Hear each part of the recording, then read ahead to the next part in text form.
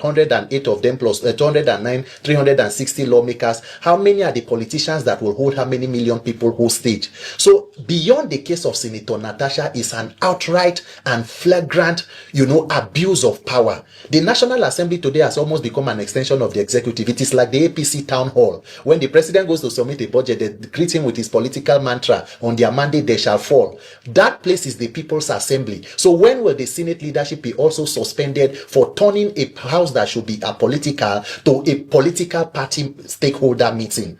So beyond whatever it is that they will be planning for Senator Natasha, because it is even unfortunate that for 6 months, a country grappling with insecurity, bandits are holding press conferences in Katsina, the Senate has been bent or has been neck deep into political battles of perceived enemies. So whatever it is, if the Senate wants to remember itself as a 10th Senate that fought to push forward the welfare of Nigerians, or that wasted its time approving loans without investigation and clamping down on one woman, it is up to them to make that decision. But Nigerians will not allow that injustice to be sustained. Right. How will you assess this 10th Assembly in the light of all that we have seen? Are they really doing the oversight function, or they are just serving themselves? I think in Nigeria, one of the greatest tragedies is that there is no worst case scenario, because things are this bad does not mean it cannot become worse. In fact, we thought that the 9th Senate under Senator Ahmed Lawan was bad until we saw the 10th Senate. This current Senate is probably the most unproductive and probably useless to the Nigerian people. A Senate that has become an extension of the executive, where legislative leaders wait to get instruction from the presidency. What exactly has the Senate in its 2 years going to 3 years of the 10th Senate done meaningfully well to impact the lives of Nigerians? The economy. It is just approving of loans and loans without investigation for the presidency. And then you see National Assembly members, instead of taking the pains of carrying out oversight, they are more interested in political controversies and all sorts. So for me, I think that it is high time for Nigerians to drain the swamp, to ensure that whatever that it is, because we are spending a lot of money. The budget for the National Assembly is above 350 billion.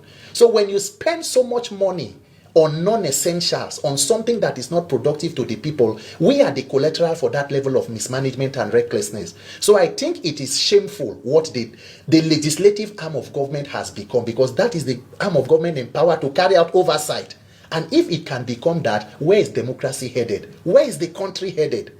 Nigerians must think about how to recalibrate ahead of 2027, because we have a lot of trouble in our hands if this is what we have as a legislative arm.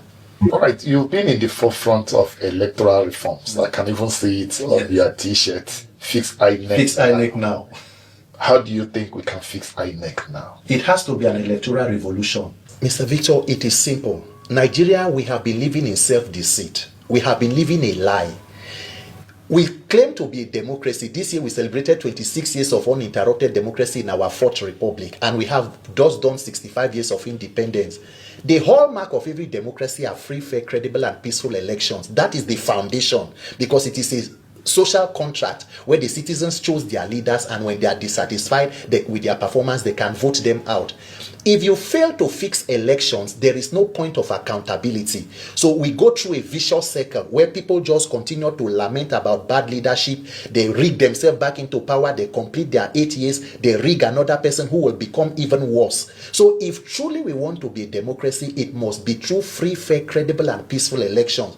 Because elections do not only bring governments, they give legitimacy to governance. That is why it became very important that, look, INEC and the electoral process and the judiciary have become the weapon fashion against Nigeria. We must put a spotlight on it. Since 1999, the current president is the only president who has not come out to talk about electoral reforms and free and fair election, even though he prides himself as being one of the persons who fought for the June 12 MKO Abiola mandate, which was all about free and fair elections. 32 years later, Nigeria cannot boast of conducting credible elections. Even the late President Yaradua admitted that the elections that brought himself and the then Vice President Jonathan, he said they were flawed. We needed to improve on them. Unfortunately, he passed. But President Jonathan took it a step further to sign the 2011 Electoral Act, conducted the elections that were seemingly free and fair that brought President Buhari. Then the destruction of INEC and the judicial system began. And that is where we are today. And if we fail to fix it, and they consolidate on what happened, the criminality we call elections of 2023, then we are done for as a country, because there is a template. The current ruling party has a pedigree. We have Lagos State to look at for the last 26 years. Nigerians must fix that system of accountability. Whoever that Nigerians chose, let it come as the mandate of the people. You cannot come through the window and claim to be sanitizing the house. No. The process of getting into power is more important than what you do with the power. That is why we are on this. A lot of people have said that Nigerians have lost interest or in INEC. Yes. INEC itself is also saying that Nigerians have not lost confidence in them.